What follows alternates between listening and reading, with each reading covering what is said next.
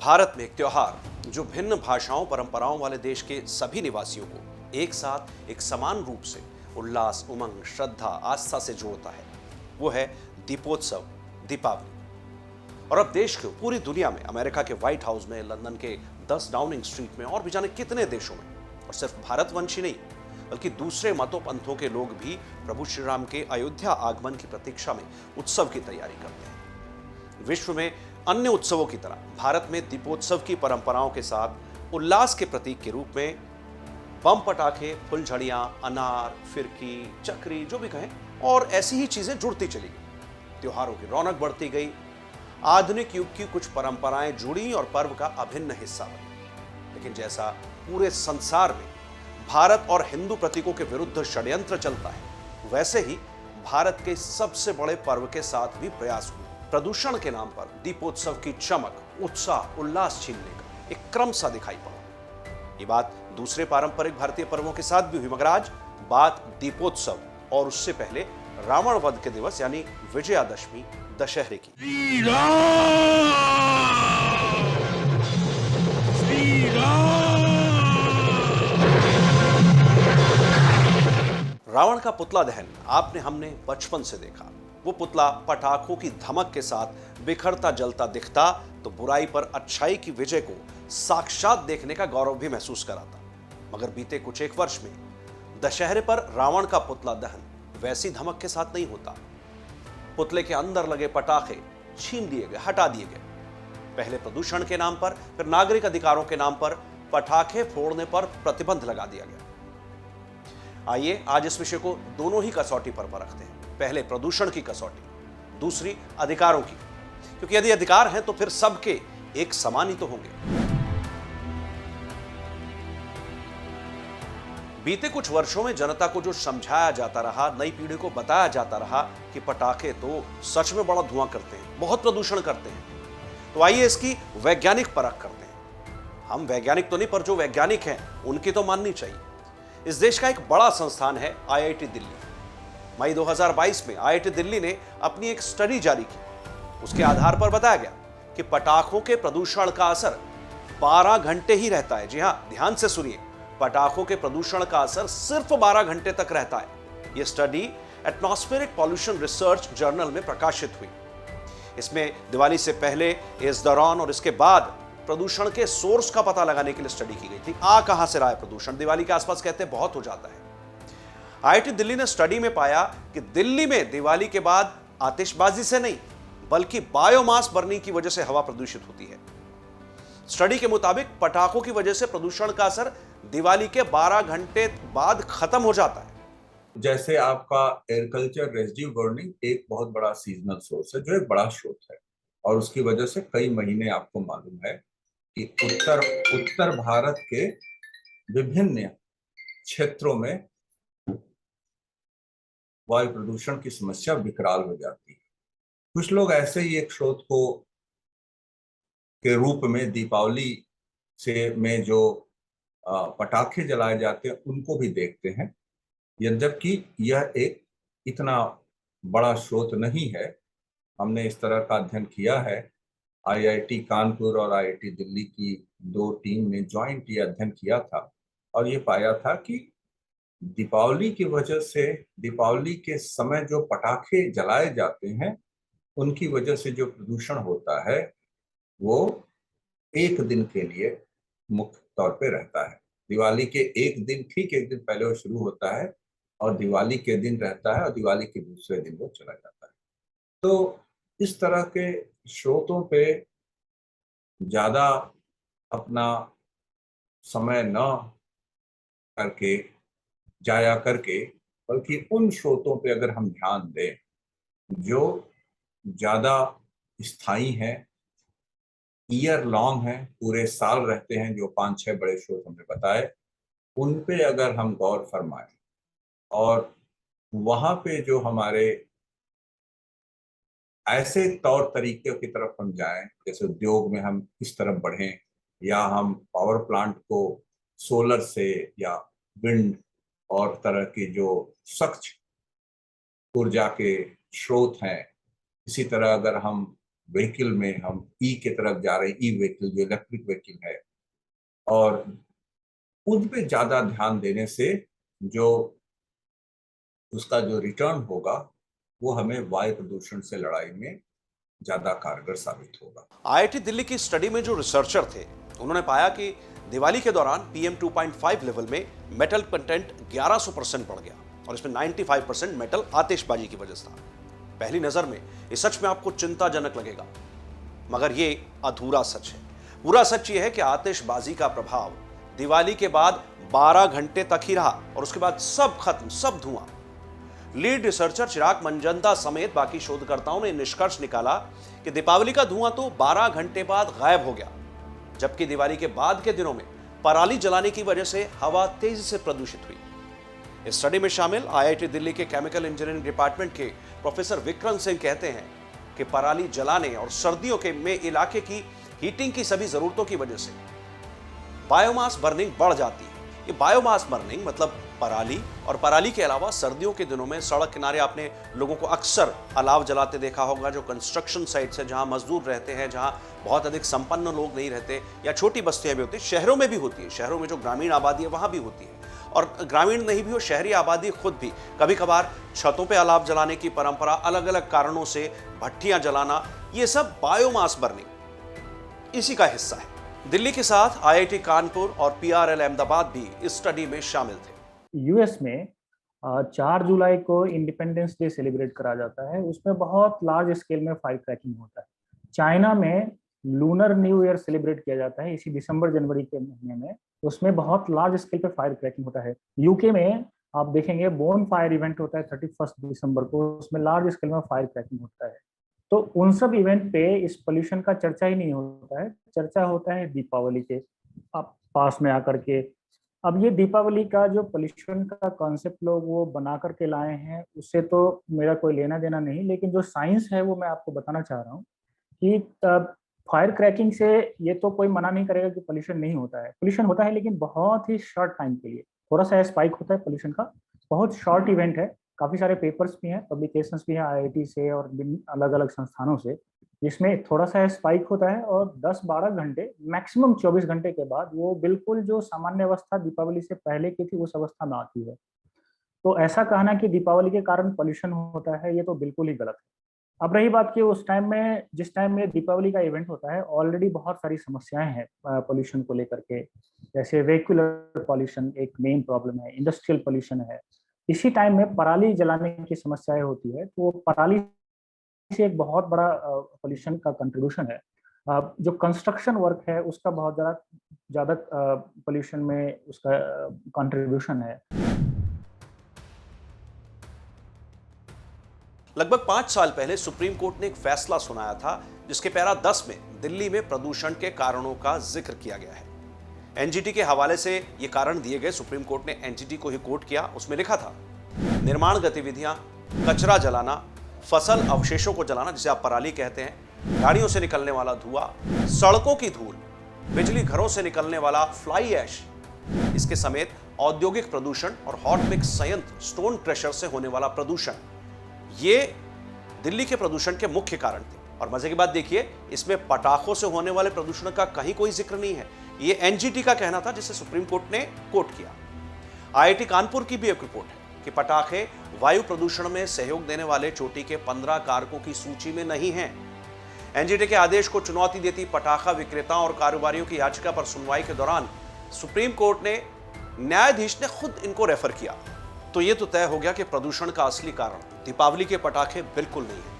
प्रदूषण की असल समस्या को समझना है तो इस आगे की बात को और ध्यान से सुनिए। PM 2.5 की बात करें तो 2016 से 2021 के बीच 1255 दिन ऐसे रहे जो प्रदूषण का स्तर स्वास्थ्य की दृष्टि से हानिकारक और घातक के बीच दर्ज हुआ।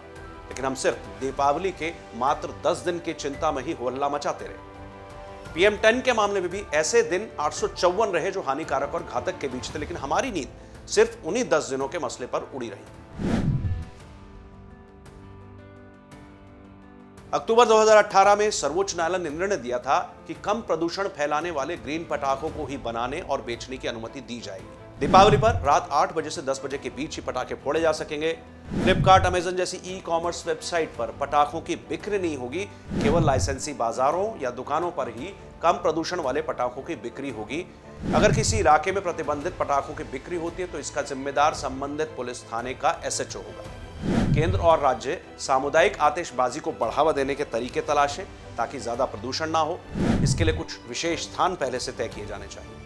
ये कुछ नियम बनाए गए। सिर्फ दिल्ली या भारत की बात नहीं, आप यूएस, अमेरिका, चाइना, कहीं से एक रिपोर्ट लाके मुझे दीजिए जहां पे ये प्रमाणित किया गया हो कि पटाखे प्रदूषण फैलाते हैं। तो अगर मैं इतने जोर से, इतने पूरे कॉन्फिडेंस के साथ अगर आपको ये बात कह रहा हूँ, इसके पीछे कारण ये है कि मैंने 1-2 साल पहले एक रिसर्च रिपोर्ट जारी की थी जहां पे यही बात को मैंने खुली तौर पे रखा था।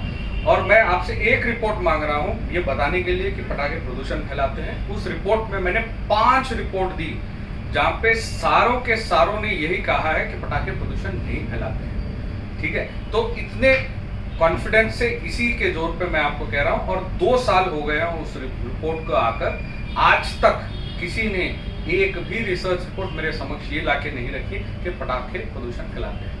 बल्कि और कई रिपोर्ट आ गई हैं जो साफ तौर पे बताती है कि पटाखों का प्रदूषण में कोई हाथ नहीं है। अब कानून के जानकार बताते हैं कि देखना यह भी चाहिए कि निर्णय के आधार क्या दूसरे मामलों में समान रूप से रखे जाते हैं, देखे जाते हैं। नागरिकों के जीवन जीने का अधिकार दूसरे मामले में भी क्या इसी तरह से लागू हुआ है? क्या सुबह सुबह लाउड स्पीकर पर अजान की आवाज से दूसरे निर्दोष लोगों के जीवन जीने का अधिकार का हनन नहीं होता? अब अगर कोई चीज गलत है उस पर रोक लगनी चाहिए, मगर समाज को साथ लेकर होना चाहिए, सबको साथ लेकर होना चाहिए। और ऐसा नहीं होता है तो फिर समाज में आक्रोश उत्पन्न होता है। नागरिकों से समान व्यवहार हो, उन्हें न्याय सिर्फ मिले ही नहीं बल्कि मिलता हुआ दिखे भी, ताकि न्यायपालिका की साख, उसकी प्रतिष्ठा, उस पर कोई आंच ना आए, समाज की व्यवस्था भी ठीक चलती रहे। ये सही है कि हमें अपने और आने वाली पीढ़ियों को शुद्ध सांसें प्रदान करने के लिए वायु प्रदूषण से बचाना होगा, बचना होगा। लेकिन ये भी देखना होगा कि वायु प्रदूषण में दिवाली पर जलाए जाने वाले पटाखों की हिस्सेदारी कितनी है। दिल्ली के प्रदूषण पर आईआईटी कानपुर द्वारा दिल्ली सरकार को सौंपी गई रिपोर्ट से असलियत समझ में आती है। इसमें अलग अलग स्रोतों से हो रहे प्रदूषण का पूरा ब्यौरा देते हुए 0.0% तक के सूक्ष्म आंकड़ों को भी शामिल किया गया। और आईआईटी कानपुर की इस रिपोर्ट में कहीं इस बात का जिक्र नहीं है कि पटाखों से प्रदूषण होता है। कम से कम दशमलव के 1 अंक बाद तक तो नहीं ही, जिसके बाद की गणना को नगण्य मानकर छोड़ दिया जाता है।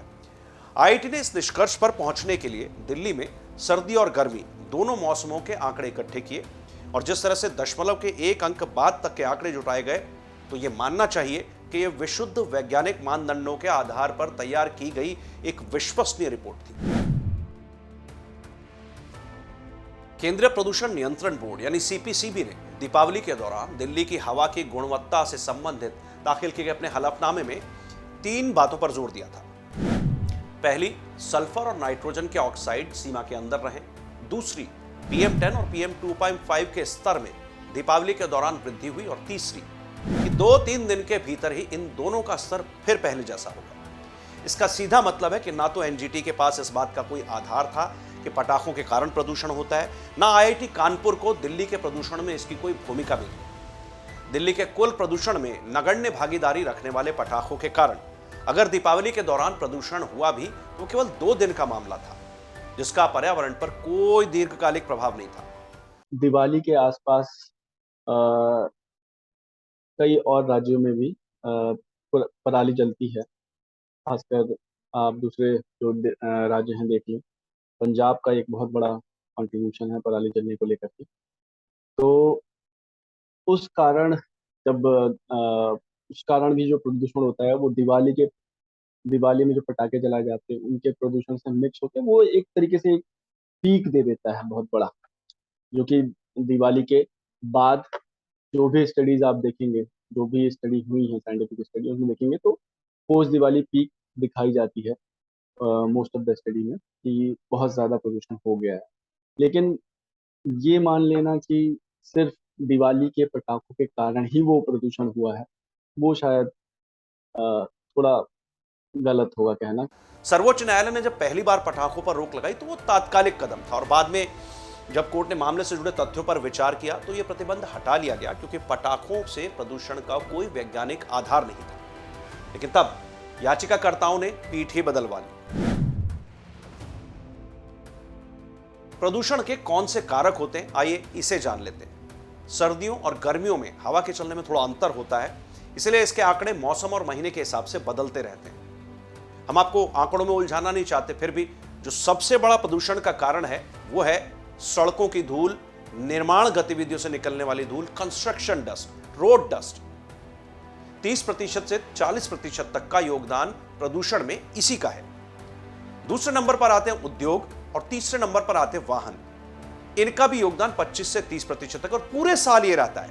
अब कुछ तात्कालिक कारणों पर भी ध्यान दीजिए। सर्दियों से पहले दीपावली के आसपास फसलों की कटाई और पराली जलाने का काम भी शुरू हो जाता है और सिर्फ इन्हीं कुछ हफ्तों में पराली का प्रदूषण सबसे ज्यादा होता है। साल के बाकी दिन वो भी नहीं। तो कुछ हफ्तों के लिए आप पराली और किसानों को दोष दीजिए।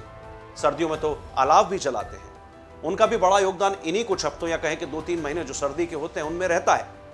रात को लोग हाथ सेकते हैं, ठंडी जगह, ठंडे इलाके, ऊपर के इलाके, मगर बाकी पूरा साल सड़कों या निर्माण की धूल, उद्योग और वाहन ये प्रदूषण के बड़े कारक हैं, पर इन पर कोई हाय तौबा नहीं होती। हाय तौबा होती है सिर्फ दीपावली की शाम 3-4 घंटों के लिए पटाखे जलाने पर, जिसका असर 12 घंटे में हवा हो जाता है। जरा सोचिए ऐसा क्यों किया जाता है? पूरा साल जो प्रदूषण करते हैं उन पर कोई शोर नहीं, शोर है तो सिर्फ पटाखों पर जो सिर्फ चंद घंटे चलते हैं। क्या कोई भी तर्क है जो इसे उचित कहे? कोई साधारण सा बालक भी समझ जाएगा। आइए तमिलनाडु के शिवकाशी के पटाखा उद्योग की भी चर्चा कर ले। इस सब प्रदूषण को लेकर जो चला, दिवाली के पटाखों को लेकर चला, उसने शिवकाशी में 8 लाख ऐसे लोग जो प्रत्यक्ष रूप से इस काम से जुड़ गए थे, उनके सामने रोजी रोटी का संकट खड़ा कर दिया है। और देश भर में जाने ऐसे कितने लोग होंगे जो थोक से लेकर खुदरा तक पटाखों के कारोबार में लगे थे। अब इनकी दिवाली कैसी होती होगी? प्रदूषण के बहाने दिल्ली समेत कई राज्य सरकारों ने पटाखों पर प्रतिबंध लगाया है। हालांकि तमिलनाडु के मुख्यमंत्री एम के स्टालिन ने यह प्रतिबंध हटाने की अपील की थी ताकि शिवकाशी के कम से कम 8 लाख लोगों का जीवन जो है वो सामान्य हो सके। त्योहारों की रौनक छीनने की एक कड़ी एनजीओ भी है, एक चरण जनहित याचिका है और मीडिया का एक तबका है।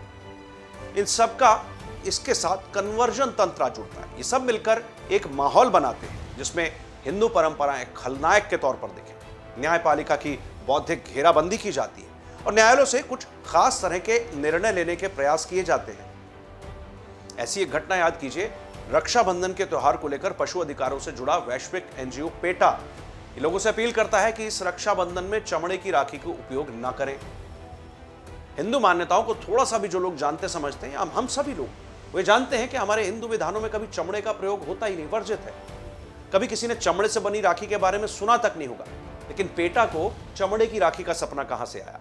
और वो अपील करता है, हिंदू समाज और इस त्योहार को कटघरे में खड़ा करने की कोशिश करता है, यानी जो नहीं होता उसे भी जोड़ने की कोशिश करता है।